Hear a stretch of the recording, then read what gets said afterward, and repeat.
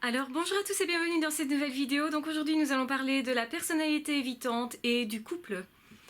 Alors, quelle vie amoureuse est-ce que la personnalité évitante a? Évidemment, si elle en a une. Donc, évidemment, le problème est que la personnalité évitante va éviter la plupart du temps les relations avec l'autre, sauf quand elle est sûre à 100% que l'autre ne peut faire que l'aimer de façon inconditionnelle. Donc, l'attente, c'est vraiment un amour démesuré. Un amour aussi qui va de toute façon être tout le temps, couvant, rassurant. Donc ça veut dire quoi? Ça veut dire qu'une personnalité évitante va choisir de se mettre en couple principalement avec des personnes qui sont très maternantes, très protectrices, et en fait on va voir que ça va aggraver leurs troubles. Donc c'est-à-dire qu'une personnalité évitante a déjà du mal à être en relation avec d'autres personnes, ne va pas dans des zones inconfortables pour elle, c'est-à-dire qui créent de l'angoisse, du stress, de l'inconfort, quel qu'il soit. Donc tout de suite, la personnalité évitante est très désemparée dans des situations de stress où elle est en contact avec l'autre et où elle imagine, alors c'est de l'ordre de l'imagination, c'est pas nécessairement la réalité, elle imagine qu'elle va être rejetée ou qu'elle n'est pas appréciée.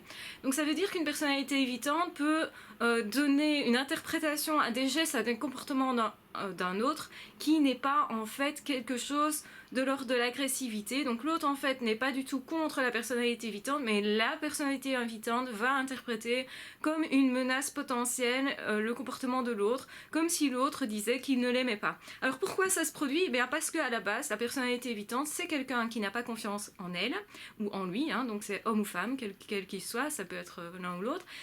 Donc cette personne-là n'a pas confiance en elle au point de se dire « je ne suis pas à la hauteur, je suis nulle, tout le monde va s'en rendre compte, je vais être rejetée ». Donc ça, c'est la croyance de base, c'est celle-là. Donc évidemment, on comprend avec une croyance comme celle-là que d'office, c'est difficile d'aller vers l'autre. Donc les personnalités évitantes ne vont pas vers l'autre, n'accueillent pas l'autre non plus. Donc ça veut dire que ce ne sont pas des personnes qui vont faire la démarche d'aller créer des relations avec l'autre, mais aussi que ce sont des personnes qui ne laissent pas venir les autres. Donc ça veut dire que pour aller vers une personnalité évitante, il faut beaucoup de tact, il faut surtout pas agresser la personne, il faut beaucoup de patience. Donc ce sont des personnes qui sont très maternantes, très protectrices, limite vraiment dans quelque chose qui va être de l'ordre de la réassurance permanente. Donc c'est presque un rapport d'un parent à un enfant, donc un rapport de protection, c'est pas réellement un rapport d'égal à égal. Donc on est déjà dans quelque chose qui est biaisé au niveau de la relation de couple, parce qu'une relation de couple, normalement, c'est pas l'un qui soigne l'autre, c'est pas l'un qui protège l'autre, c'est les deux qui se protègent mutuellement, c'est les deux qui vont s'enrichir mutuellement, s'enrichir tant d'ailleurs physiquement qu'au niveau de la personnalité, au niveau de l'échange des passions, l'échange des relations, etc. Sauf qu'avec la personnalité évitante, ça va déjà être difficile que la personnalité évitante accepte vos amis. Donc si vous vous mettez en couple avec une personnalité évitante, cette personne va vous demander de vous isoler avec elle. Donc c'est-à-dire que vous allez créer un cercle fermé dans lequel personne d'autre à l'extérieur ne peut rentrer, ou alors avec toute une série de conditions, en ayant passé toute une série de tests. Donc c'est-à-dire que la personnalité évitante va vous tester, va beaucoup vous observer, avant d'éventuellement se laisser approcher. Donc il est évident que la personnalité évitante n'est pas toujours facilement en couple. Et quand la personnalité évitante est en couple, cette personne-là garde une certaine réserve, donc c'est-à-dire que les confidences sont rares. C'est une personne qui a toujours peur d'être jugée même par son partenaire et qui a toujours besoin en permanence d'être rassurée. Donc c'est une personne qui va demander tout le temps « Est-ce que tu m'aimes? Oui, mais est-ce que tu m'aimes? Oui, mais prouve-moi-le ». Et pourquoi? C'est pas dû au fait que le comportement du conjoint est pathologique, est anxiogène et tout ça. Non, le conjoint ne fait rien pour dérouter la personnalité évitante. Au contraire, le conjoint va faire tout pour rassurer cette personne-là, donc va augmenter le trou parce que le conjoint va s'isoler avec la personnalité évitante, va du coup isoler aussi le protéger ou la protéger des relations extérieures. Donc on va faire vraiment un cercle fermé, éventuellement avec des enfants après. Et souvent c'est le cas. Pourquoi? Parce qu'une personnalité évitante, c'est quelqu'un qui est ultra conformiste. Alors pourquoi ils sont ultra conformistes? C'est justement pour éviter d'être critiqués, rabaissés, humiliés, etc. Donc en fait, ces personnes-là font tout pour que l'entourage, les autres ne soient pas en train de confirmer ce qu'ils pensent d'eux, c'est-à-dire confirmer qu'ils n'ont pas de valeur, qu'ils ne sont pas à la hauteur, que les autres sont supérieurs à eux, qu'ils ne valent rien, qu'ils ne sont pas aptes, etc. Parce que c'est ce qu'ils pensent d'eux. Donc ce qui est anxiogène et ce qui fait qu'au final il y a une angoisse au niveau du couple, c'est que la personnalité évitante a cette angoisse au fond d'elle. Sauf que la problématique, c'est que cette personnalité évitante, et c'est ce qui différencie la phobie sociale de la personnalité évitante, qui est l'extrême de la phobie sociale, c'est que ces personnes-là, au lieu de reconnaître leurs troubles en eux, leur anxiété en eux, ce qui ferait qu'ils pourraient éventuellement travailler dessus, ils attribuent ça à l'autre. Donc si jamais je suis angoissée, ça veut dire que c'est l'autre qui m'angoisse.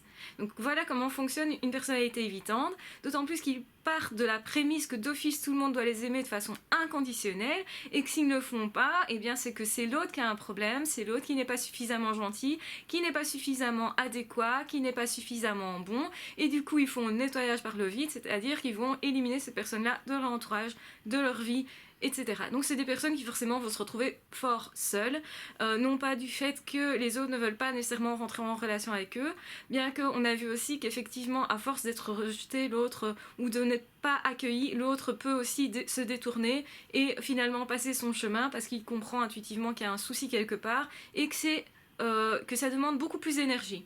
Donc ça veut dire que le conjoint qui va se mettre avec la personnalité évitante ou le partenaire qui va se mettre en couple avec la personnalité évitante va devoir dépenser une énergie folle pour sécuriser ces personnes-là. Donc il faut entre guillemets beaucoup d'amour, mais je ne sais pas si c'est de l'amour aussi au final, c'est plutôt de la dépendance. Donc il y a une forme de dépendance de toute façon de la personnalité évitante par rapport à son partenaire, parce que l'autre le protège du monde extérieur, etc. Donc on recherche constamment cette protection, ce fait d'être sécurisé, d'être accompagné parfois pour des démarches de la vie courante. Alors ça veut dire quoi? Ça veut dire qu'une personnalité évitante va éviter justement tous les contacts relationnels, humains, etc.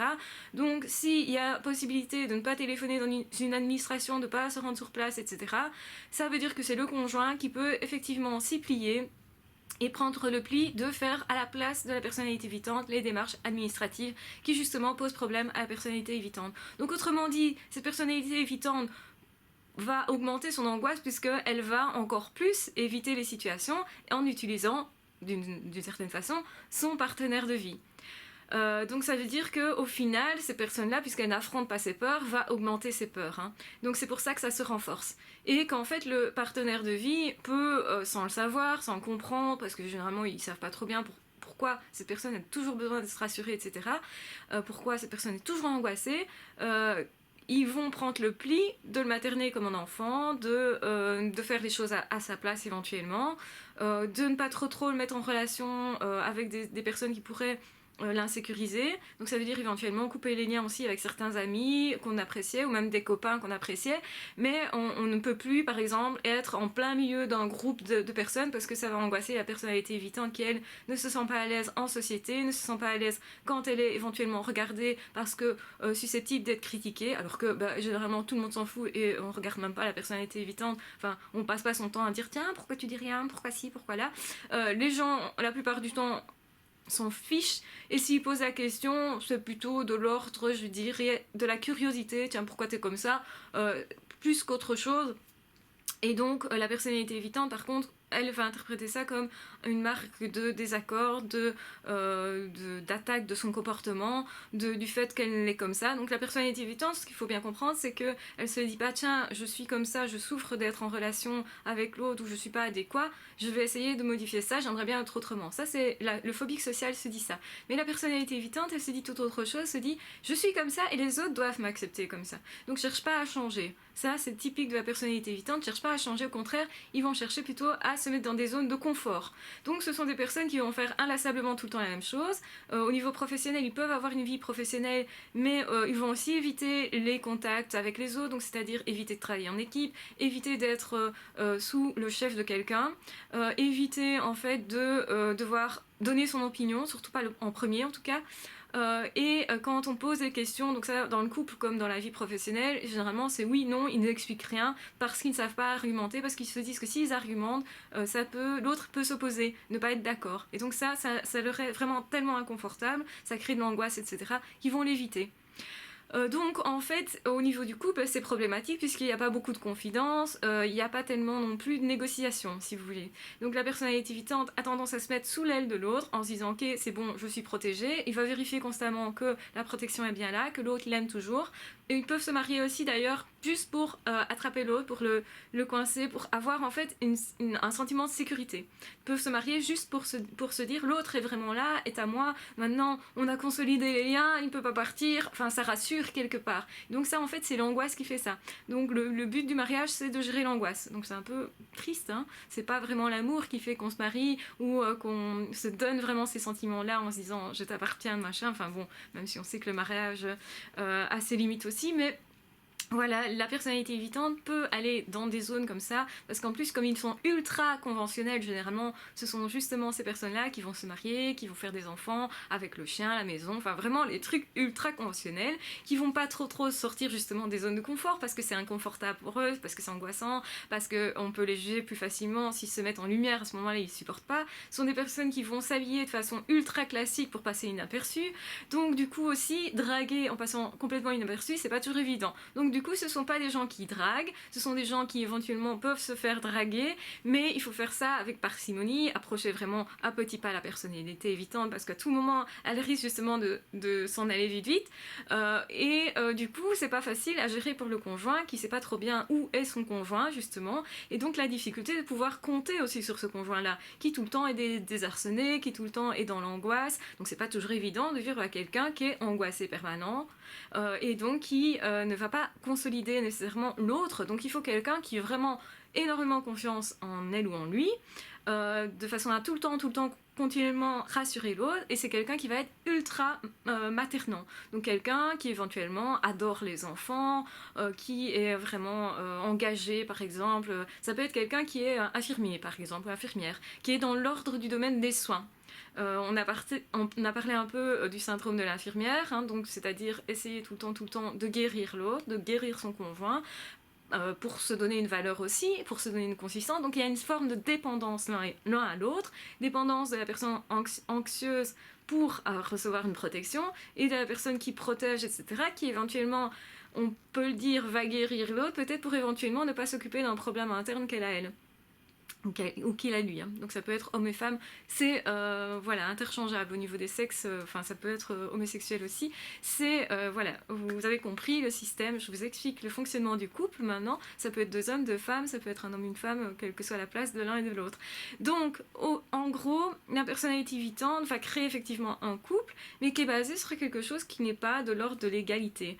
Donc l'un est en train de couver l'autre automatiquement, en augmentant en fait le problème de la personnalité évitante, augmentant les angoisses, puisque en fait l'angoisse n'étant jamais confrontée à la réalité, la personnalité évitante évite, d'autant plus qu'elle a mis en place cette stratégie, et donc le conjoint sert de stratégie, et pour faire semblant qu'on est normal socialement, et aussi pour créer un cercle fermé qui va être la famille. Alors attention que les enfants peuvent étouffer dans ce type de fonctionnement, vont avoir du mal à avoir des copains qu'ils vont amener dans le cercle familial justement. Donc tout ça, on va voir toute une série de problèmes qui vont arriver forcément, et alors aussi peut-être éventuellement la peur qui va être transmise aux enfants, où on va dire attention, c'est un inconnu, tu dois te méfier.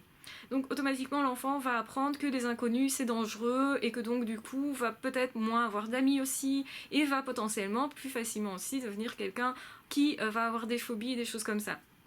Donc attention que les peurs se transmettent, le comportement des parents forcément se transmettent aussi aux enfants, en tout cas ils vont en tirer une leçon. Maintenant ça peut être aussi à l'exact opposé, en se disant ils ont toujours peur d'être en plein milieu de gens, moi je choisis un truc où je vais être en plein milieu de plein de gens pour faire comme, pas comme papa, maman, enfin on a le choix à faire comme ou faire pas comme. Et donc du coup, forcément, le parent après va se dire mais attends, tu m'amènes des gens dans mon cercle fermé, là attends, donc va se sentir agressé, effectivement ça peut tourner à des relations difficiles, conflictuelles justement, parce que l'angoisse étant difficile à gérer pour le parent en question. Donc tout ça va créer un couple effectivement particulier.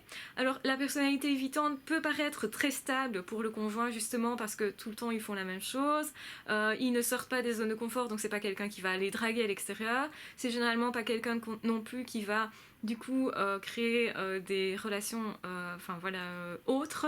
Donc on va pas être jaloux facilement avec une personnalité évitante généralement, mais le risque c'est de s'ennuyer.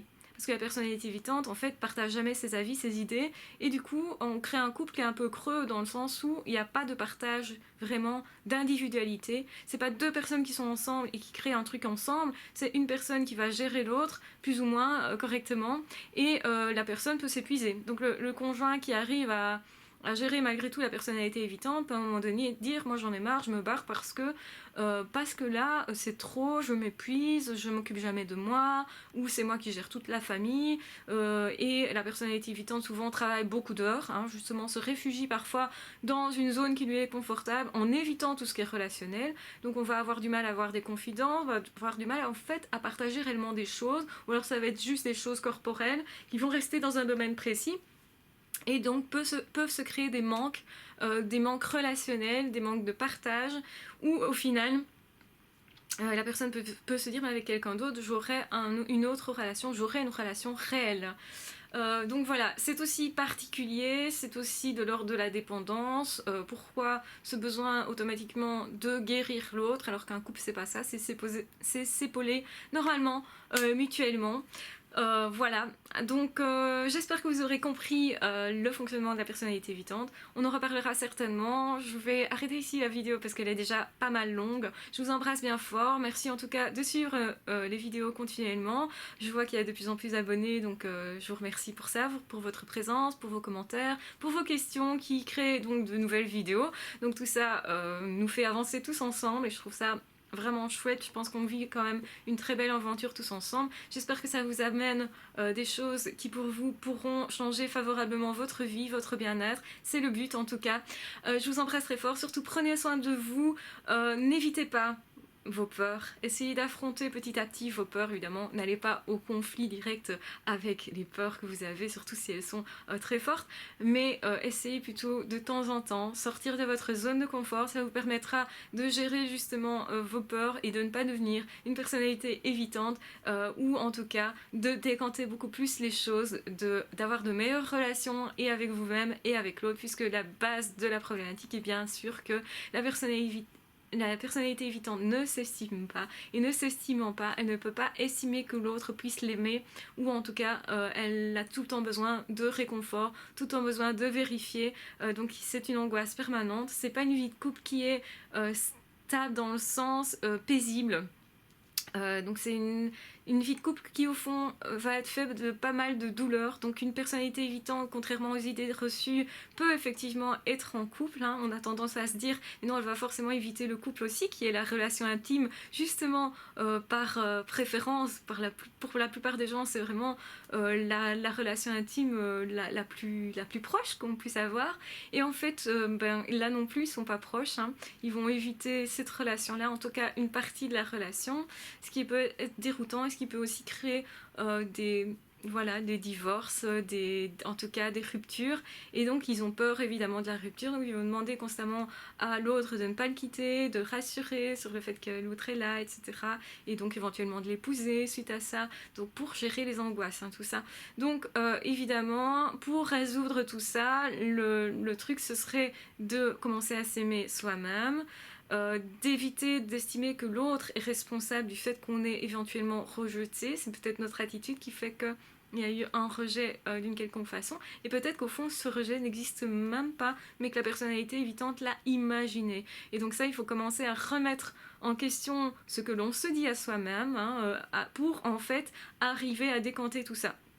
Ça, c'est justement le travail du psy, qui est compliqué aussi parce que justement la personnalité évitante, quand on va aller dans des zones inconfortables pour elle, va avoir tendance à s'en aller, à ne pas revenir devant le psy à ce moment-là, justement parce que le psy a été touché quelque chose de très intime et qu'on n'a pas nécessairement envie de se confier. On l'a vu, la personnalité évitante, c'est cette problématique de se confier compliquée, parce que c'est justement là qu'elle peut être agressée dans ce qu'elle a de plus intime, donc elle va cacher son intimité, ne va pas la partager, et du coup ne pas partager son intimité avec une personne avec qui on est en couple, c'est difficile pour l'autre en tout cas.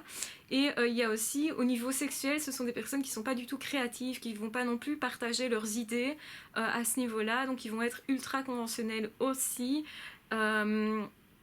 Et voilà, donc ça reste dans des zones parfois, enfin ça peut être très lassant pour le partenaire à long terme en tout cas. Voilà, je vous embrasse très fort, je vous aime très fort, prenez bien soin de vous, on en reparlera de toute façon. N'hésitez pas à me poser des questions sur le couple de personnalités évitantes. Et je vous embrasse très fort, je vous aime très fort, prenez soin de vous, à ciao, bye bye.